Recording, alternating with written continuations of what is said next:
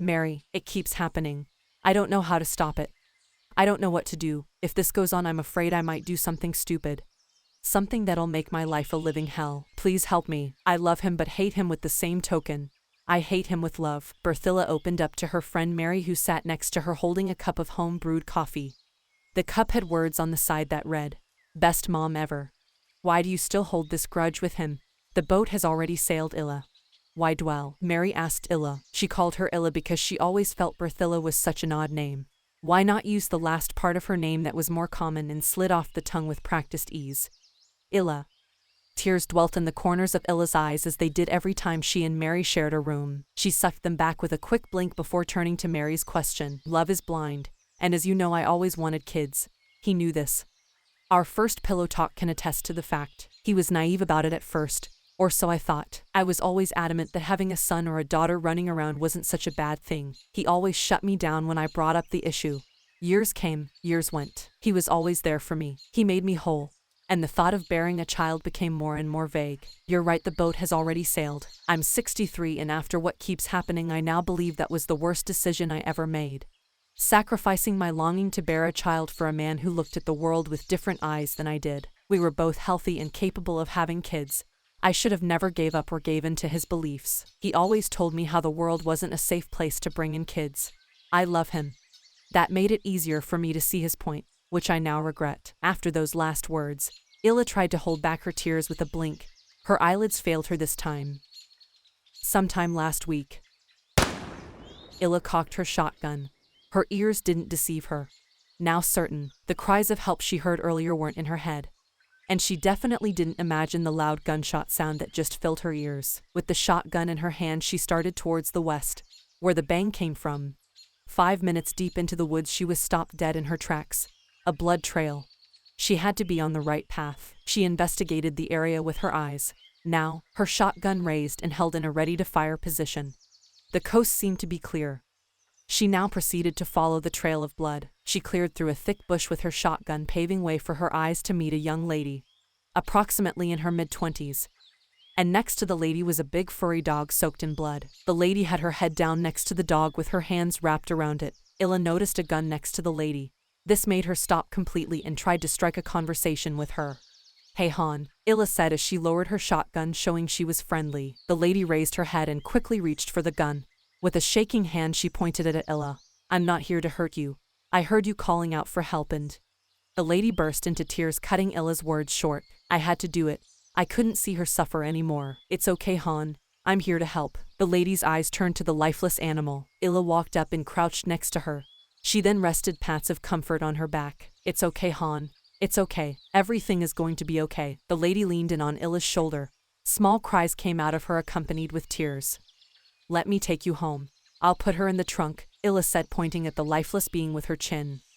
Illa looked at the lady through the rear-view mirror, pulled out a box of tissues from the glove compartment, and handed it over to her without saying a word. As the lady wiped her tears and nose, Illa pulled out a locket that hung around her neck and gave it a slight kiss before starting the car. "Where do you live, Han?" Illa asked. "Next to the church at Fort Killa Drive." The lady wasn't that much of a talker. Or maybe she was still traumatized by what had just happened to her. She barely said any words after that, and Illa followed suit. After a long silence of driving, Illa took it upon herself to break the ice. "What was her name, Han?" Her name was, before the lady could finish the sentence.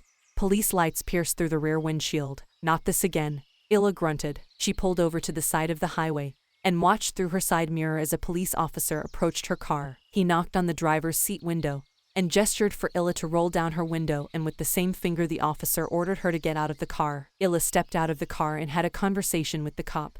All the while the lady's eyes were fixed on them throughout the whole 7 minutes their talk lasted. Illa then got back in her car, strapped her seatbelt on, pulled out her locket and kissed it before starting the car engine as the police car drove past them. "Sorry about that," Illa said as her right foot rested on the gas pedal. "Her name was Tiga," the lady said, hands glued on the steering wheel.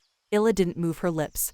She kept driving, eyes focused on the road. The lady didn't utter another word. After 20 minutes of silence or so, Illa dropped off the lady at her destination and made sure she was fine before driving off.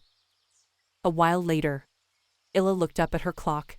It was 10:07 p.m. The food she made for her husband was still untouched and cold. She walked past the dining table and headed straight to her house phone. "Hey, this is John. I'm not on the phone right now as you can tell, but I'll get back to you when I can. So just do yourself a favor and leave your message after the tone, beep. Hey, honey, it's me. I was wondering if you're gonna have a late shift again today. I made you food and it's cold. You know I don't like it when you do that, so I'll put it in the fridge.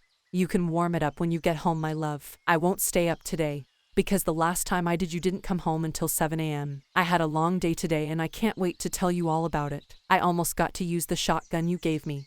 I guess those firing lessons you taught me were useful after all. So, call me when you get this message, and I'll answer if I'm still up. I love you. My clothes are all bloody.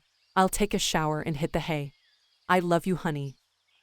Next morning, Illa woke up and stretched her hand to the side hoping to feel her husband next to her.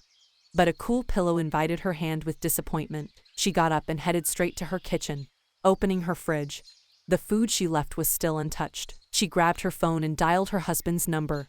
Again, hey, this is John. I'm not on the phone right now as you can tell, but I'll get back to you when I can. So just do yourself a favor and leave your message after the tone, beep. Hey, honey, it's me. When are you coming home? It's 8:07 a.m. I'm starting to get. Her breath was cut short. Tears started running down her cheeks as she hung up the phone. She rushed to her front door and grabbed her sweater from the coat hanger and scooped her car keys from a bowl that rested on a stool next to the coat hanger before storming out. Now in her car, she took a deep breath, pulled out her locket with John's face on it and kissed it. Face still full of tears, she hit the gas pedal. Illa's car stops. Illa got out of her car and started running. A gardener raking leaves to the side shook his head as the wind from Illa's speed brushed against him. Illa came to a full stop and fell to her knees crying. The gardener slid his headphones off while looking at Illa from a distance. Poor woman, he said to himself. Why did you leave me? Why did you take him from me? Illa cursed at the skies. Her eyes then dropped down to a tombstone's epitaph that read, I left it better than I found it. John Kane Gregarth, 1947 to 2021. The cemetery gardener put down his rake and walked towards Illa. Hi, Mrs. Kane. I'll drive you home. Illa raised up her head as the cemetery worker helped her to her feet. Thank you, P. I can't keep doing this to you, she said in a defeated tone. It is okay. Losing someone you love is always hard and we all grieve in different ways. He was a good man. It's the least I can do, the graveyard gardener said as he escorted Illa to her car. Back at home, Illa sank in her comfortable sofa with her 2 cats on her lap. She picked up her house phone and dialed her best friend's number. Hello, Mary. I need someone to talk to. It happened again. Can we meet?